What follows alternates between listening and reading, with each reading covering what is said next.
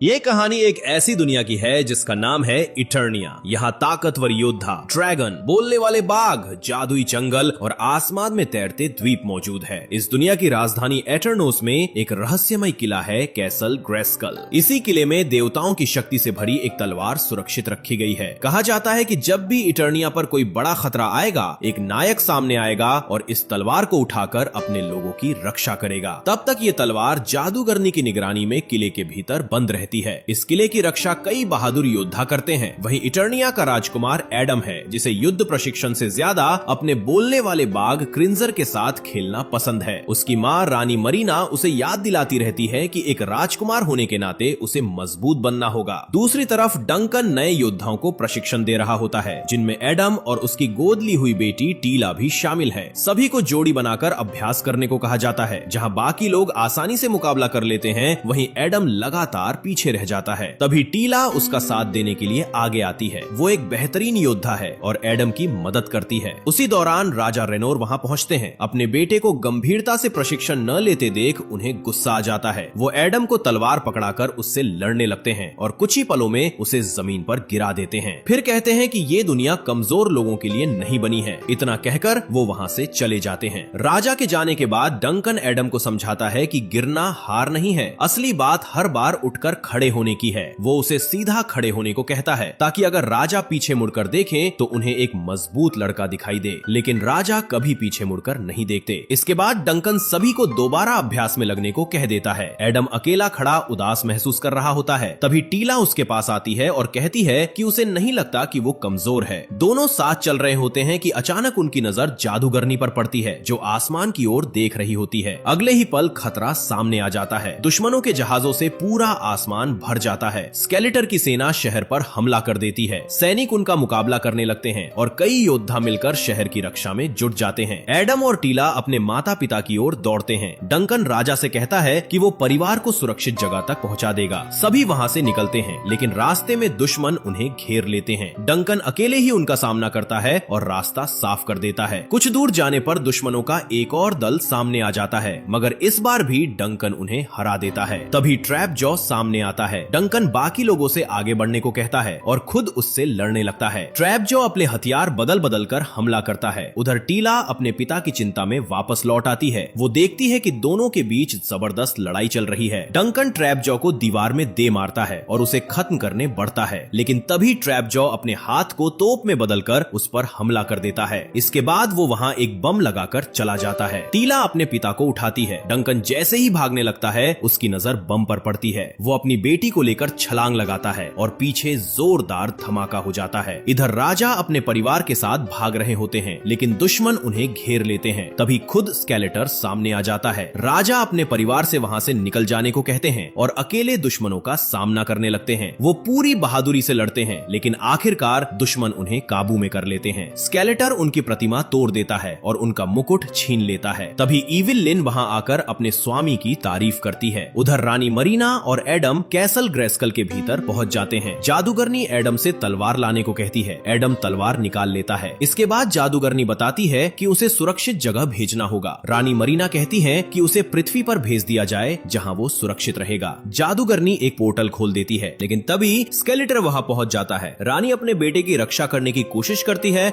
मगर स्केलेटर उन्हें दूर फेंक देता है। जादूगरनी एडम से कहती है कि वो तलवार को संभाल कर रखे, क्योंकि वापस लौटने का यही एक रास्ता है। इसके बाद वो स्केलेटर को रोकने लगती है और एक पक्षी का रूप धारण कर लेती है। इसी बीच एडम पोर्टल में कूद जाता है, लेकिन रास्ते में उसके हाथ से तलवार छूट जाती है। जब एडम की आंख खुलती है तो वो खुद को पृथ्वी पर एक झील के अंदर पाता है। कई साल बाद बड़ा हो चुका एडम यही कहानी अपनी डेट को सुना रहा होता है। लड़की उसकी बातों पर यकीन नहीं करती और वहां से चली जाती है। एडम उसे समझाने की कोशिश करता है कि वो सच में अपनी खोई हुई तलवार ढूंढ रहा है, ताकि अपने घर वापस जा सके, लेकिन लड़की उसकी बात सुने बिना चली जाती है। इसके बाद एडम अपने घर लौटता है और अपने रूममेट हुसैन को एक और असफल डेट के बारे में बताता है। हुसैन उससे पूछता है कि क्या उसने फिर से अपनी काल्पनिक दुनिया वाली कहानी सुना दी। वो उसे अपने थेरेपिस्ट की बात याद दिलाता है, जिसने कहा था कि शायद उसके माता पिता अब इस दुनिया में नहीं है और वो उस सच्चाई से बचने के लिए ये सारी कहानियां बना रहा है। लेकिन एडम खुद नहीं जानता कि वो ये सब कैसे समझाए। वो अपने कमरे में चला जाता है, जहां उसकी बनाई हुई ढेर सारी तस्वीरें लगी होती हैं। लोग उनका मजाक उड़ाते हैं, लेकिन लेकिन एडम मानता है कि वे सब असली हैं। अगली सुबह वो अपने काम पर पहुंचता है। वो मानव संसाधन विभाग में नौकरी करता है, लेकिन उसका ध्यान हमेशा अपनी खोई हुई तलवार पर लगा रहता है। काम के बाद वो जिम जाता है, जहां उसकी मुलाकात एक ताकतवर आदमी से होती है जिसने पहले एक फिल्म में ही मैन का किरदार निभाया था। एडम उससे सलाह मांगता है। वो मुस्कुराकर कहता है कि अगर तुम दोबारा पूरी लगन से कोशिश करोगे तो जरूर सफल हो जाओगे। इसी उम्मीद में एडम अपनी तलवार ढूंढने के लिए विज्ञापन भी दे चुका होता है, लेकिन ऑफिस में उसकी बॉस उसे काम छोड़कर इसी में लगा हुआ पकड़ लेती है। वो साफ कहती है कि अगर उसने दफ्तर के समय में तलवार ढूंढना बंद नहीं किया तो उसकी नौकरी जा सकती है। तभी एडम के फोन पर एक संदेश आता है। किसी ने दावा किया होता है कि उसके पास वो तलवार है। बॉस लगातार बात करती रहती है, लेकिन एडम का ध्यान अब सिर्फ फोन पर होता है। वो देखता है कि सामने वाला व्यक्ति तलवार के बदले $300 मांग रहा है। ये देखते ही वो ऑफिस से निकल पड़ता है। कुछ देर बाद वो एक कॉमिक स्टोर पहुंचता है। वहां वो हर किसी से पूछने लगता है कि तलवार किसके पास है। आखिरकार असली व्यक्ति सामने आता है और उसे तलवार तक ले जाता है, लेकिन वो तलवार असल में एक मूर्ति पर लगी सजावटी चीज निकलती है। वो आदमी एडम को वहीं छोड़कर चला जाता है। एडम तलवार निकालने की कोशिश करता है। स्टोर का कर्मचारी उसे रोकते हुए कहता है कि ये बिक्री के लिए नहीं है, लेकिन एडम जवाब देता है कि चिंता मत करो, ये तलवार उसकी अपनी है। वो पूरी ताकत लगाकर उसे निकालने की कोशिश करता है और वहां मौजूद लोग उसका वीडियो बनाना शुरू कर देते हैं। आखिरकार एडम पूरी ताकत लगाकर मूर्ति से तलवार निकाल ही लेता है। तलवार हाथ में आते ही वो सबके सामने खड़ा होकर कहता है कि अब बिजली चमकेगी और वो गायब हो जाएगा। फिर वो तलवार को ऊपर उठाकर जोर से चिल्लाता है, by the power of Grayskull I have the power. लेकिन कुछ भी नहीं होता। वहां मौजूद लोग उसे अजीब नजरों से देखने लगते हैं, इसलिए वो तुरंत वहां से निकल जाता है। घर पहुंचकर वो तलवार अपने कमरे में रखता है और सो जाता है। अगली सुबह पुलिस उसे चोरी के आरोप में गिरफ्तार कर लेती है। पुलिस उसे लेकर जा रही होती है और रास्ते में दोनों अधिकारी उस तलवार को ध्यान से देख रहे होते हैं। तभी सड़क पर अचानक अफरा तफरी मच जाती है। लोग डर कर भाग रहे होते हैं। पुलिस वाले गाड़ी से उतरकर देखने जाते हैं कि आखिर हुआ क्या है। तभी सामने बीस्ट मैन दिखाई देता है, जो लोगों में दहशत फैला रहा होता है। वो सीधे पुलिस की गाड़ी पर कूद पड़ता है। अंदर बैठे एडम को देखते ही वो दरवाजा तोड़ने लगता है। एडम किसी तरह खिड़की तोड़कर बाहर निकलता है और भागने लगता है। बीस्ट मैन उसका पीछा करता है। कुछ देर के लिए एडम को लगता है कि वो बच गया है, लेकिन तभी बीस्ट मैन पीछे से हमला कर देता है और उसे दूर जा फेंकता है। वो एडम पर आखिरी वार करने ही वाला होता है कि अचानक एक योद्धा बीच में आ जाता है। दोनों के बीच लड़ाई छिड़ जाती है और वो योद्धा बीस्ट मैन को पुल से नीचे गिरा देता है। जब एडम उस योद्धा को ध्यान से देखता है तो पहचान जाता है कि वो टीला है, जो अब बड़ी हो चुकी है। तभी बीस्ट मैन फिर से हमला कर देता है, लेकिन टीला उसका मुकाबला करती है। वो तलवार उठाती है और एडम को साथ लेकर वहां से निकल जाती है। दोनों एक कार के पीछे छिप जाते हैं। टीला बताती है कि बीस्ट मैन तलवार के पीछे आया है। जैसे ही एडम ने तलवार उठाई, उसकी मौजूदगी का संकेत पूरे इटर्निया तक पहुंच गया। फिर वो एडम से पूछती है कि उसे तलवार ढूंढने में इतना समय क्यों लगा। एडम शर्माते हुए कहता है कि उससे तलवार कहीं खो गई थी। दोनों वहां से भागने का फैसला करते हैं, लेकिन बीस्ट मैन उन्हें देख लेता है और फिर से पीछा शुरू कर देता है। टीला पुल से छलांग लगा देती है और एडम से भी कूदने को कहती है। एडम कूद तो जाता है, लेकिन सीधे ट्रैफिक के बीच जा गिरता है। टीला उसे उठाकर दौड़ने लगती है। तभी बीस्ट मैन फिर उनके सामने आ जाता है। उसी समय एक ट्रक आकर बीस्ट मैन को टक्कर मार देता है। इस मौके का फायदा उठाकर दोनों वहां से निकल जाते हैं और एक पार्क में पहुंचते हैं, जहां टीला ने अपना जहाज छिपा कर रखा होता है। जहाज में बैठते हुए एडम उन लोगों की तरफ देखकर कहता है कि उसने पहले ही सबको बताया था। फिर खुद ही कहता है कि ठीक इन्हें नहीं, लेकिन ऐसे ही लोगों को जरूर बताया था। बीस्ट मैन तेजी से उनकी तरफ बढ़ रहा होता है, इसलिए दोनों जहाज में बैठकर एक पोर्टल के जरिए इटर्निया की तरफ निकल जाते हैं। रास्ते में एडम कहता है कि टीला काफी बदल गई है। टीला जवाब देती है कि उस रात के बाद सब कुछ बदल गया था। एडम अपने पुराने दोस्तों के बारे में पूछता है। टीला बताती है कि उस हमले के बाद किसी ने उन्हें नहीं देखा। कुछ देर बाद वे इटर्निया पहुंचते हैं, लेकिन शहर अब पूरी तरह बर्बाद हो चुका होता है। टीला कहती है कि यहाँ रुकना सुरक्षित नहीं है, क्योंकि उनकी मौजूदगी का पता लगाया जा चुका है। उधर ट्राइक्लॉप्स को उनके जहाज का पता चल जाता है। दूसरी तरफ स्केलेटर अपने सिंहासन कक्ष में बैठा होता है। बीस्ट मैन उसके सामने असफल होने के लिए माफी मांगता है। स्केलेटर उसे घुटनों पर झुकने के लिए मजबूर कर देता है। तभी इविलिन आकर बताती है कि इटर्निया में एक नया जहाज पहुंचा है। स्केलेटर तुरंत उसके पीछे जाने का आदेश देता है। इविलिन पूछती है कि उसके पास पहले से सेना, सिंहासन और पूरा राज्य है, फिर भी वो उस तलवार के पीछे क्यों पड़ा है। इस पर स्केलेटर उसका हाथ कसकर पकड़ता है और कहता है कि वो तलवार चाहे तो ये सब उससे छीन सकती है, इसलिए उसे हर हाल में ढूंढना करना जरूरी है। इधर टीला एडम को बचे हुए राजकीय सैनिकों के गुप्त अड्डे पर ले जाती है। जैसे ही वे वहां पहुंचते हैं, ट्राइक्लॉप्स भी उनके पीछे पहुंच जाता है। फिस्टो टीला को अलग ले जाकर पूछता है कि वो अपनी ड्यूटी छोड़कर कहां चली गई थी। टीला बताती है कि उसे तलवार मिल गई है और साथ ही खोया हुआ राजकुमार एडम भी। ये सुनकर वहां मौजूद किसी को भी यकीन नहीं होता। सबूत मांगने पर एडम अपना पहचान पत्र दिखाता है, जिसे देखकर सब और भी ज्यादा हैरान हो जाते हैं। तभी राम मैन वहां पहुंचता है। एडम उसे उसके असली नाम की बजाय राम मैन कहकर बुला देता है। वो बाकी लोगों के बारे में भी पुरानी बातें बताने लगता है। वो डियोन को पहचान लेता है, जो बचपन में उसे परेशान किया करती थी। फिस्टो के बारे में भी मजाक करता है कि वो हमेशा मुक्को से लड़ता था, इसलिए उसका नाम फिस्टो पड़ा। ये सुनकर बाकी लोग हंसने लगते हैं, फिर भी कोई उस पर भरोसा नहीं करता। वे उसकी तलवार ले लेते हैं और कहते हैं कि पहले इसकी जांच होगी। इसके बाद डियोन, टीला और एडम को एक सेल में बंद कर देती है। अंदर उन्हें एक नशे में धुत आदमी और एक सफाई करने वाला रोबोट मिलता है। एडम रोबोट को देखकर कहता है कि ये चौथी श्रेणी का युद्ध रोबोट है, लेकिन टीला बताती है कि ये सिर्फ एक सर्विस रोबोट है। उधर तलवार की जांच चल रही होती है कि तभी पूरे अड्डे में हमला होने की चेतावनी गूंज उठती है। इमारत हिलने लगती है। टीला दरवाजा तोड़ने की कोशिश करती है क्योंकि उन्हें तुरंत निकलना होगा। एडम रोबोटो से पूछता है कि क्या वो सैनिक बनना चाहेगा। जवाब में रोबोटो अपना पोछा छोड़ता है और सीधे दरवाजे को तोड़ देता है। टीला बताती है कि नशे में पड़ा आदमी कोई और नहीं बल्कि उसका पिता डंकन है। एडम उसे देखकर हैरान रह जाता है। टीला उसे जगाती है। एडम उसे अपनी पहचान याद दिलाने की कोशिश करता है। डंकन उसे पहचान तो लेता है, लेकिन साथ चलने के लिए तैयार नहीं होता। आखिरकार रोबोटो उसे भी साथ खींच लेता है। भागते हुए उनकी मुलाकात राम मैन से होती है। इसी दौरान एडम पहली बार स्केलेटर की झलक देखता है। राम मैन उन्हें तलवार वापस देकर वहां से निकलने को कहता है और खुद लड़ाई में शामिल हो जाता है। भागते भागते वे एक बंद रास्ते पर पहुंच जाते हैं। ट्राइक्लॉप्स लगातार उन पर निशाना साध रहा होता है, इसलिए उनके पास नीचे कूदने के अलावा कोई रास्ता नहीं बचता। टीला अपने पिता की मदद करती है और आगे बढ़ते हुए वे एक जहाज तक पहुंचते हैं, जहां ट्रैप जॉ सैनिकों के साथ उनका इंतजार कर रहा होता है। एडम कहता है कि वो बात करके मामला सुलझाने की कोशिश करेगा। वो अपने HR विभाग के अनुभव का इस्तेमाल करते हुए ट्रैप जॉ से बातचीत शुरू करता है। कुछ पल के लिए ट्रैप जॉ अपने सैनिकों को रुकने का आदेश भी देता है, लेकिन बातचीत ज्यादा देर नहीं चलती और वो सीधे एडम पर हमला कर देता है। एडम मुकाबला करने की कोशिश करता है, लेकिन ट्रैप जॉ के सामने टिक नहीं पाता। तभी टीला उसे तलवार इस्तेमाल करने के लिए चिल्लाकर कहती है। एडम तलवार पकड़ता है और उसी समय उसे जादूगरनी की झलक दिखाई देती है। वो उसे वे शब्द याद दिलाती है जो उसे बोलने हैं। एडम जोर से चिल्लाता है, by the power of Grayskull I have the power. अचानक आसमान से बिजली गिरती है और एडम पूरी तरह बदल जाता है। उसके शरीर में नई ताकत आ जाती है, उसके ऊपर कवच आ जाता है और वो एक शक्तिशाली योद्धा में बदल जाता है। ट्रैप जॉ उस पर हमला करता है, लेकिन अब हालात बदल चुके होते हैं। एडम अपनी नई ताकत से उसे दूर फेंक देता है। ट्रैप जॉ अपने हथियारों से हमला करता है, मगर एडम उसके वार रोक देता है और उसका हथियार ही तोड़ देता है। बाकी सैनिक गोलीबारी शुरू करते हैं, लेकिन वो उन्हीं के हथियारों से जवाब देता है। इसके बाद टीला तलवार उठाती है और सभी जहाज में सवार हो जाते हैं। वहां से निकलते समय वे देखते हैं कि स्केलेटर दूर खड़ा उन्हें देख रहा है। वो तुरंत अपने सैनिकों को उनका पीछा करने का आदेश देता है। दुश्मनों के कई जहाज उनके पीछे पड़ जाते हैं और हमला शुरू कर देते हैं। डंकन जहाज उड़ाने की बात करता है, लेकिन टीला उसे अनुमति नहीं देती। फिर वो एडम से कहता है कि बाहर जाकर दुश्मनों को रोके। एडम एक स्काई स्लेज पर बैठ जाता है। शुरुआत में उसे चलाना नहीं आता, लेकिन किसी तरह वो संभाल लेता है। इस बीच उनका जहाज बुरी तरह क्षतिग्रस्त हो जाता है। एडम भी लगातार हमलों का सामना कर रहा होता है। एक समय ऐसा आता है जब वो हवा में ऊपर उठता है और नीचे गिरने लगता है। वो स्काई स्लेज को पकड़ने की कोशिश करता है, लेकिन वो दुश्मन के जहाज से टकराकर नष्ट हो जाती है। इसके बाद एडम सीधे एक दुश्मन के जहाज पर जा गिरता है। वो वहां मौजूद सैनिक को बाहर फेंक देता है और खुद जहाज पर कब्जा कर लेता है। उधर डंकन पीछे से हमला कर रहे दुश्मनों को निशाना बना रहा होता है। तभी उसकी नजर एडम पर पड़ती है, जो अब दुश्मन का जहाज उड़ा रहा होता है। वो उसे सावधान करता है कि एक और जहाज पीछे से आ रहा है। दुश्मन हमला करने पड़ता है, लेकिन एडम अपने हाथों से उसका जहाज रोक देता है और उसे दूर फेंक देता है। आखिरकार उनका जहाज एक घने जंगल में दुर्घटनाग्रस्त हो जाता है। दूसरी तरफ स्केलेटर ने कई कैदियों को इकट्ठा कर रखा होता है। वो जानना चाहता है कि तलवार वाला नया आदमी कौन है। कोई जवाब नहीं देता, इसलिए वो एक कैदी को अलग ले जाकर अपनी शक्ति से उस पर हमला करता है। फिर वो डियोन को पकड़ लेता है। उसे बचाने के लिए फिस्टो सच बता देता है कि वो नया आदमी कोई और नहीं बल्कि राजा रेनोर का खोया हुआ बेटा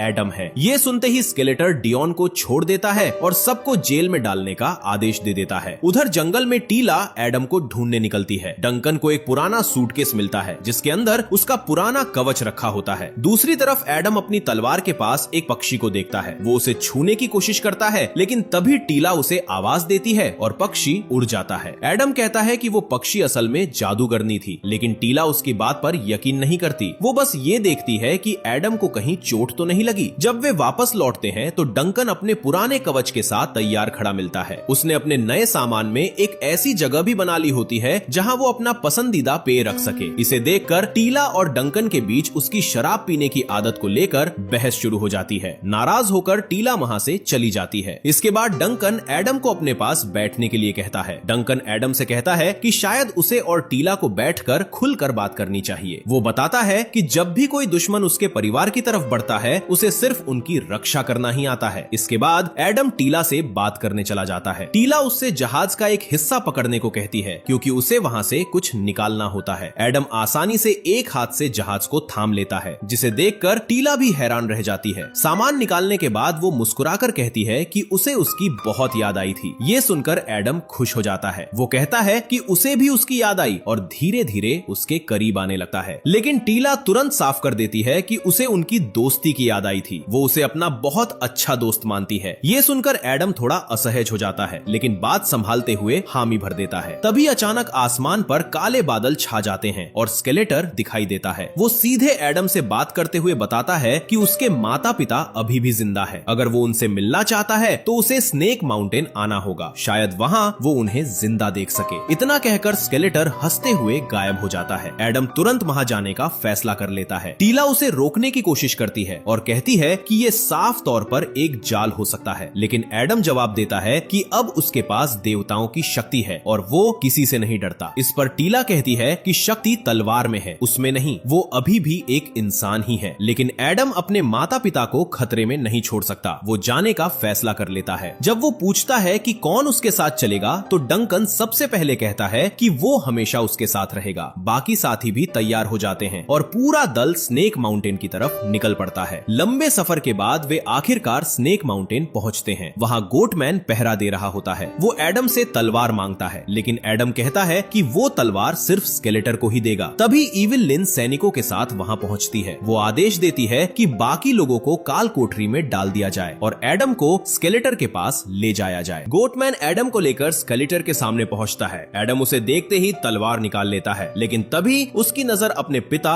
राजा रेनोर पर पड़ती है। राजा भी अपने बेटे को देखकर हैरान रह जाते हैं। एडम स्केलेटर को धमकी देता है कि वह उसके पिता को तुरंत छोड़ दे, लेकिन स्केलेटर ऐसा करने का कोई इरादा नहीं रखता। तभी उसके साथी ट्राइक्लॉप्स, मॉसमैन, स्पाइकर और गोटमैन सामने आ जाते हैं। पहले सैनिक हमला करते हैं, लेकिन एडम उन्हें आसानी से हरा देता है। फिर सभी ताकतवर योद्धा एक साथ उस पर टूट पड़ते हैं। लड़ाई के दौरान उसकी तलवार हाथ से छूट जाती है और उसे कई जोरदार वार झेलने पड़ते हैं। इसके बावजूद वह हार नहीं मानता। वह एक सैनिक को उठाकर बाकी दुश्मनों पर ही फेंक देता है और फिर निहत्थे होकर मुकाबला करने लगता है। अपने बेटे को इस तरह लड़ते देख राजा रेनोर भावुक हो जाते हैं। एडम दोबारा तलवार उठाने की कोशिश करता है, लेकिन गोटमैन उसे दूर उड़ा देता है। कई सैनिक उस पर एक साथ टूट पड़ते हैं और उसे जमीन पर दबा देते हैं, मगर एडम पूरी ताकत लगाकर सबको झटक देता है। वह ट्राइक्लॉप्स को दूर फेंकता है, स्पाइकर को छत पर दे मारता है और मॉसमैन को तलवार से रोक देता है। आखिर में गोटमैन उसे खाई की तरफ धकेल देता है, लेकिन एडम पलटवार करते हुए उसे लावा में गिरा देता है। अब वह सीधे स्केलेटर की तरफ बढ़ता है, लेकिन इविल लिन अपने जादू से उसे रोक देती है। स्केलेटर उसकी हालत देखकर हंसने लगता है। एडम उसे सामने आकर लड़ने की चुनौती देता है। इस पर स्केलेटर जवाब देता है कि उसके पास कोई चेहरा नहीं है और उसे ऐसा करने में कोई दिलचस्पी नहीं है। फिर वह एडम से पूछता है कि क्या वह अपने पिता को मरते हुए देखना चाहता है। गुस्से में एडम पूरी ताकत से तलवार घुमाता है, लेकिन तलवार उसके हाथ से फिसल जाती है और दीवार से टकरा जाती है। इससे ऊपर की चट्टानें टूटकर सीधे उसके पिता पर गिर पड़ती हैं। एडम दौड़कर उनके पास पहुंचता है और मलबा हटाकर उन्हें बाहर निकालता है। घायल राजा अपने बेटे को देखकर खुश हो जाते हैं। एडम उनसे कहता है कि अब वह कमजोर लड़का नहीं रहा, वह वैसा बन चुका है जैसा उसके पिता चाहते थे। लेकिन राजा धीरे से कहते हैं कि वह कभी उसे बदलना नहीं चाहते थे। वह सिर्फ चाहते थे कि उसका बेटा मजबूत बने, क्योंकि दुनिया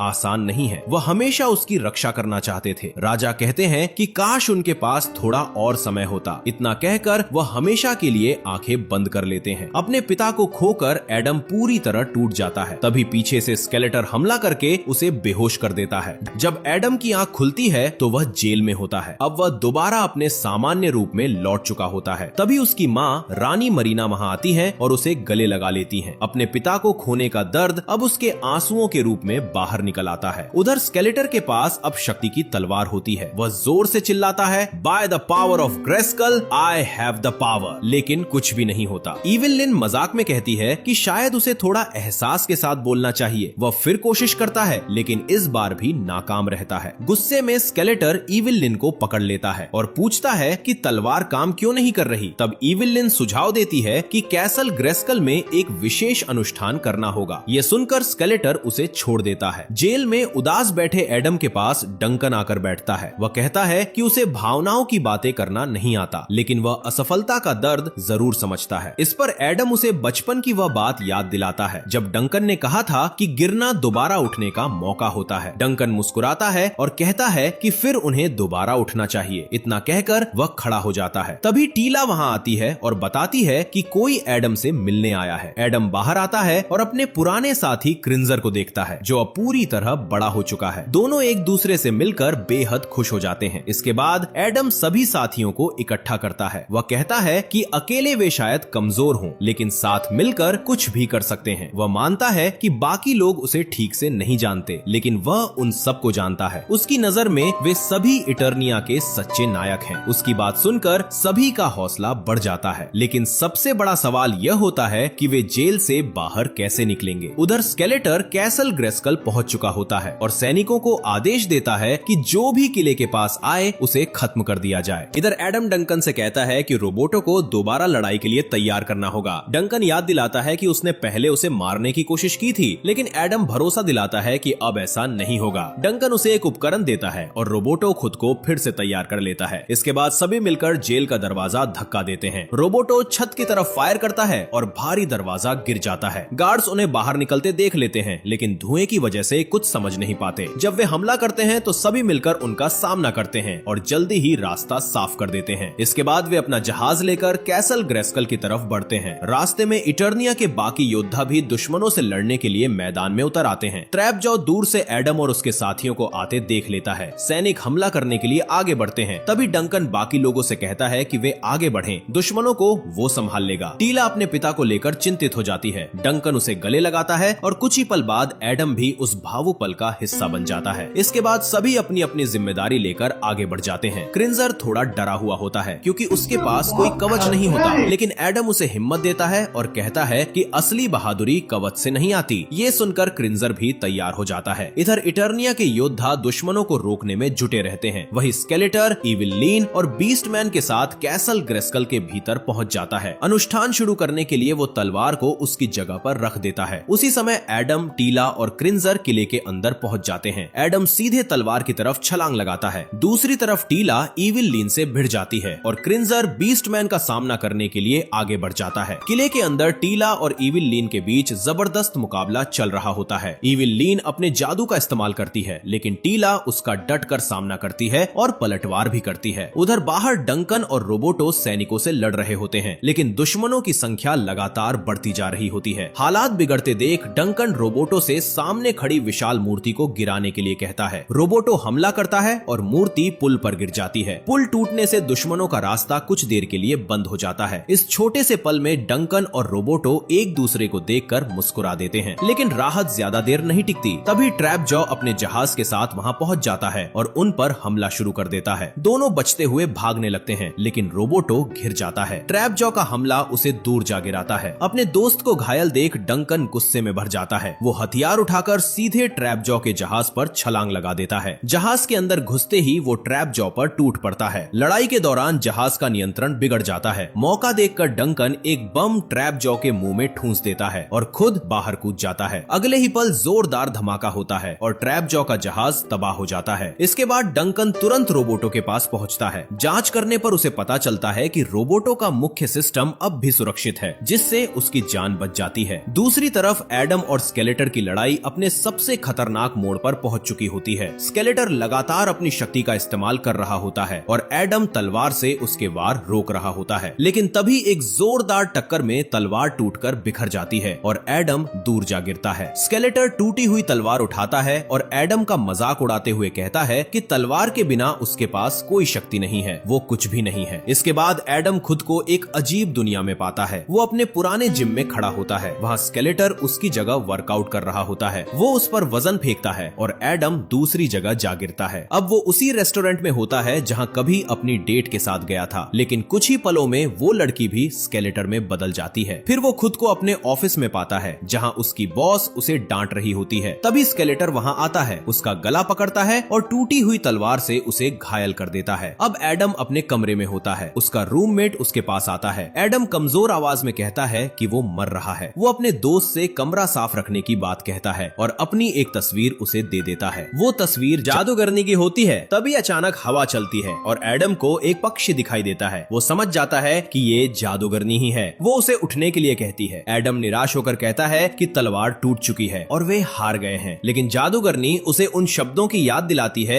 जिन्हें बोलकर वो शक्ति प्राप्त करता है। By the power of Grayskull I have the power. फिर वो समझाती है कि इसका मतलब ये नहीं कि शक्ति तलवार में है, असली शक्ति उसके भीतर है। तलवार सिर्फ एक माध्यम है। जादूगरनी उसके घाव भरने लगती है और अपने वास्तविक रूप में लौट आती है। वो बताती है कि पहले जिन लोगों ने ये शक्ति पाई थी उनके लिए ये सिर्फ ताकत का प्रतीक थी, लेकिन एडम के लिए ये उससे कहीं ज्यादा है। उसके भीतर समझदारी, इंसानियत और दूसरों के लिए सहानुभूति है। यही वजह है कि उसे चुना गया था। शक्ति का असली पात्र वो खुद है, तलवार नहीं। ये सुनते ही एडम को सब समझ आ जाता है। अगले ही पल वो अपने शरीर में वापस लौट आता है। उसके आसपास बिखरे हुए तलवार के सभी टुकड़े उड़कर फिर से जुड़ने लगते हैं और तलवार दोबारा बन जाती है। एडम पूरी ताकत से अपना मंत्र बोलता है और फिर से अपने शक्तिशाली रूप में बदल जाता है। अपने नायक को वापस देखकर उसके सभी साथी खुश हो जाते हैं। एडम स्केलेटर के सामने खड़ा होकर कहता है कि वो उसे एक प्रस्ताव देना चाहता है। वो नहीं जानता कि स्केलेटर इतना बुरा क्यों बन गया, लेकिन अब भी सब कुछ ठीक किया जा सकता है। ये सुनकर स्केलेटर हंस पड़ता है। वो कहता है कि वो खलनायक है और उसे ऐसा बने रहना पसंद है। इतना कहकर वो हमला कर देता है। दोनों के बीच अंतिम मुकाबला शुरू हो जाता है। स्केलेटर कई जोरदार वार करता है और एक समय पर एडम को दबा भी देता है। वो कहता है कि भले ही एडम के पास शक्ति हो, लेकिन उसे उसका इस्तेमाल करना नहीं आता। एडम धीरे धीरे उठता है और कहता है कि उसे इस्तेमाल करना आता है, वो बस हर बार ऐसा करना पसंद नहीं करता। इसके बाद वो जोरदार प्रहार करता है और स्केलेटर दूर जा गिरता है। मौका देखकर इविल लिन और बीस्ट मैन वहाँ से भाग निकलते हैं। स्केलेटर एक बार फिर अपने हथियार का इस्तेमाल करने की कोशिश करता है, लेकिन एडम उसे भी नष्ट कर देता है। आखिर में एक शक्तिशाली ऊर्जा तरंग के साथ स्केलेटर पूरी तरह हार जाता है। 6 महीने बाद इटर्नस फिर से बस चुका होता है। रानी मरीना दोबारा शासन संभाल चुकी होती हैं। सभी साथी फिर से एक साथ दिखाई देते हैं और रोबोटों को भी दोबारा बना दिया गया होता है। टीला मजाक में एडम और डंकन को इटर्नस के सबसे बेहतरीन योद्धा कहती है। फिर वो एडम को याद दिलाती है कि जिन नायकों की तस्वीरें वो बनाया करता था वे अब सचमुच उसके साथ खड़े हैं। टीला पूछती है कि क्या उसने उसके लिए भी कोई नाम सोच रखा था। एडम जवाब देता है वॉरियर गॉडेस। टीला को ये नाम थोड़ा अजीब लगता है। फिर वो पूछती है कि क्या उसने अपने लिए भी कोई नाम रखा है। कुछ पल रुककर एडम मुस्कुराता है और कहता है ही मैन। ये सुनकर वहाँ मौजूद सभी लोग थोड़ी अजीब प्रतिक्रिया देते हैं, क्योंकि नाम उन्हें कुछ खास पसंद नहीं आता। इसी दौरान एडम अपने रूममेट को भी वहाँ लेकर आता है ताकि साबित कर सके कि वो शुरू से सच बोल रहा था। तभी रोबोटो एक नए संकट का संकेत पकड़ता है। कोई मदद के लिए संदेश भेज रहा होता है। टीला तुरंत कहती है कि ये काम ही मैन का है। एडम फिर से कोई बहाना बनाकर वहाँ से निकलने की कोशिश करता है। तभी कोई उसे याद दिलाता है कि अब सब उसकी असली पहचान जानते हैं। डंकन हंसते हुए कहता है उसे उसका काम करने दो। इसके बाद ही मैन अपने साथी क्रिंजर के साथ नई मुहिम पर निकल पड़ता है। अब क्रिंजर भी शानदार कवच पहन चुका होता है और पहले से ज्यादा बहादुर दिखाई देता है। यहीं पर इस शानदार कहानी का